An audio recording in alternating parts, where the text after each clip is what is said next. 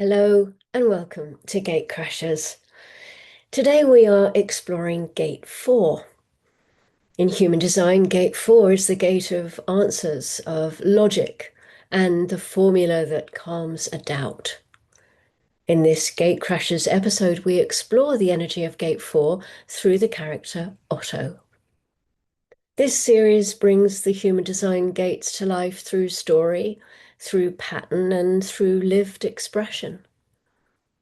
Gate 4 explores the mind that must answer an unanswered question.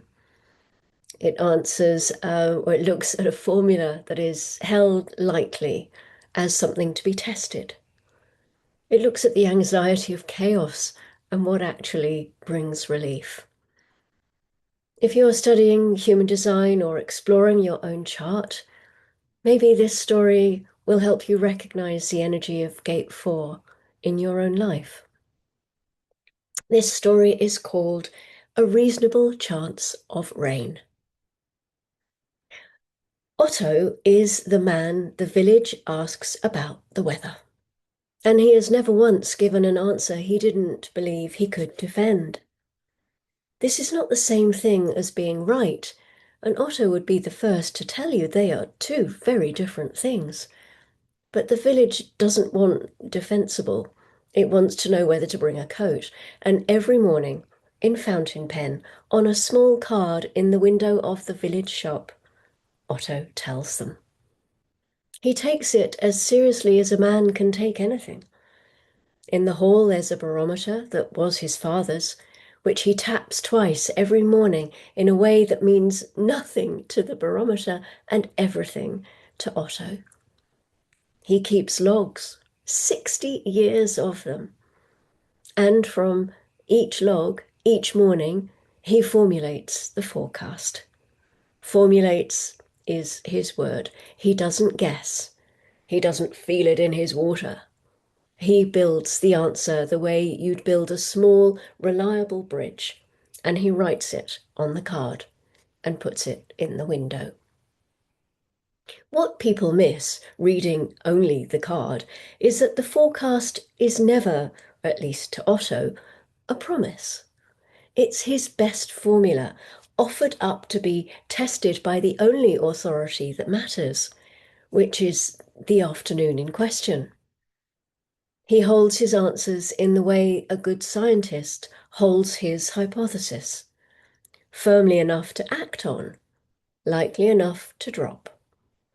It's the most useful thing about him, and the village hasn't the faintest idea it's there.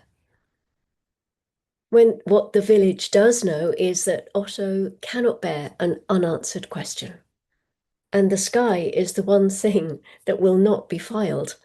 It churns and backs and changes its mind out over the Bristol Channel with no regard whatever for Otto's columns.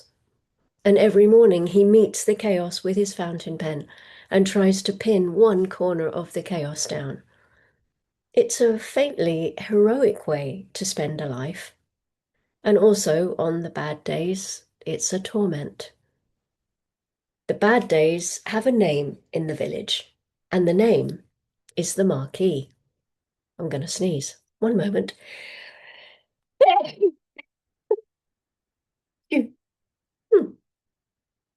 The marquee. 11 years ago, on the Saturday of the summer show, the chairman asked Otto for a guarantee. And Otto, God help him, gave one. The morning had been genuinely uncertain, a 50-50 front out past Lundy, and Otto, who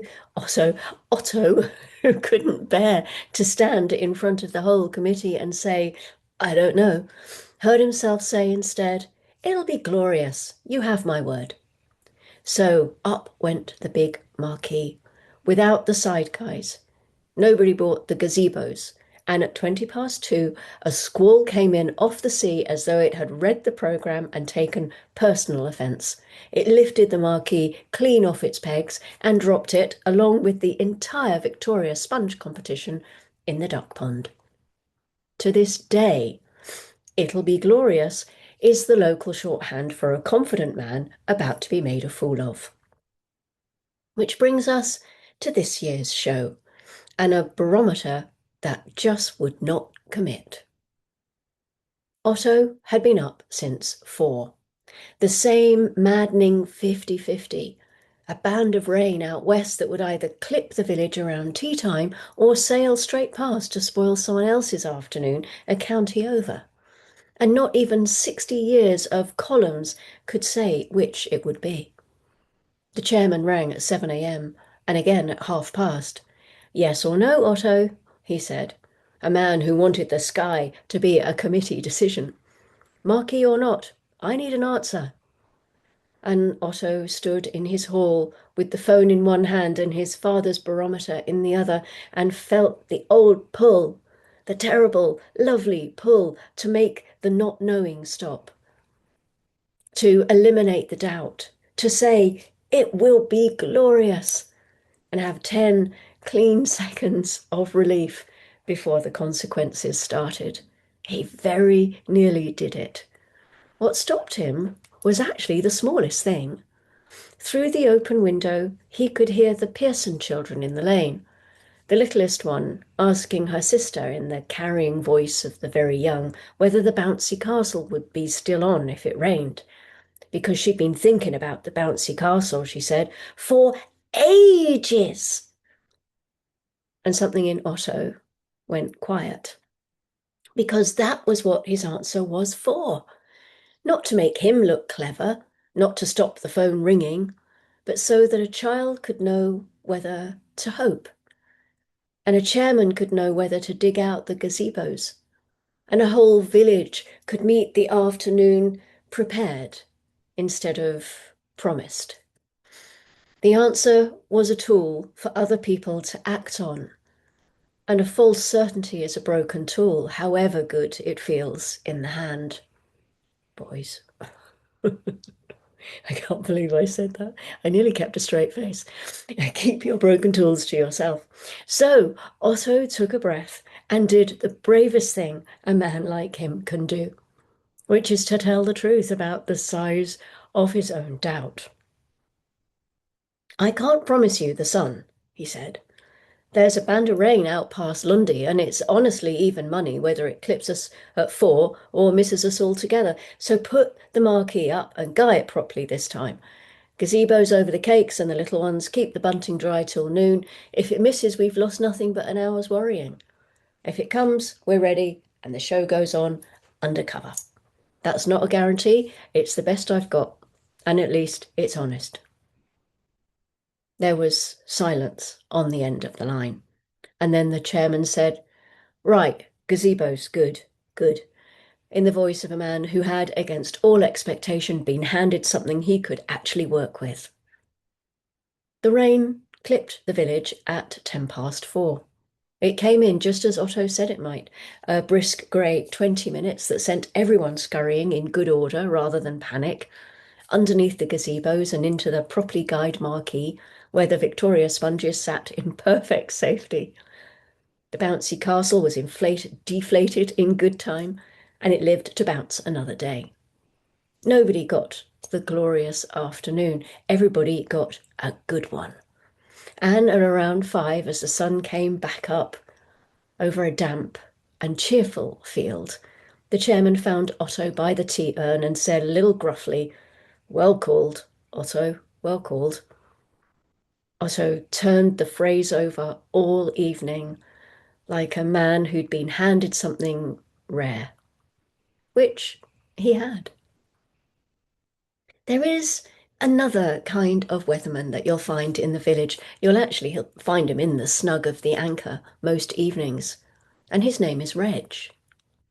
Now, Reg forecasts the weather by his knee, unbeaten in 40 years to hear him tell it. It's a record that survives entirely because nobody has ever written it down and checked it.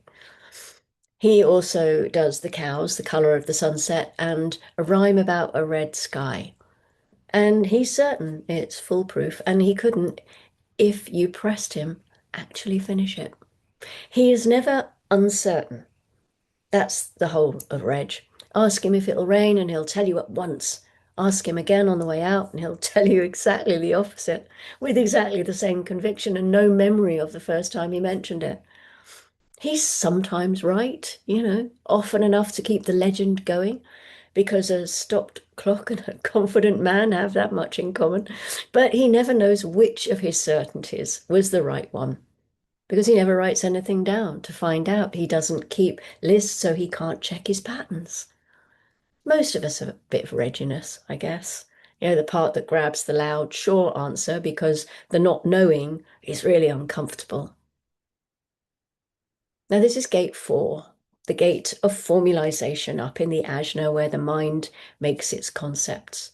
It runs on collective logic at the foot of a channel that begins right at the top of the head, gate 63, the gate of doubt, with its one relentless question, are you sure? That doubt pours down the chart, the chairman at 7 a.m., the sky that won't be filed. And gate 4 is the gate that answers it. It took also 50 years and one disastrous marquee to learn that the answer is never a verdict. It's a hypothesis. It's offered up to be tested until the testing makes it sound. The gift was never certainty. Certainty is Reg on his knee. But it's a good, honest, well-built answer, held firmly enough to act on and lightly enough to be wrong. The anxiety of chaos will always whisper that you ought to know. You must be sure.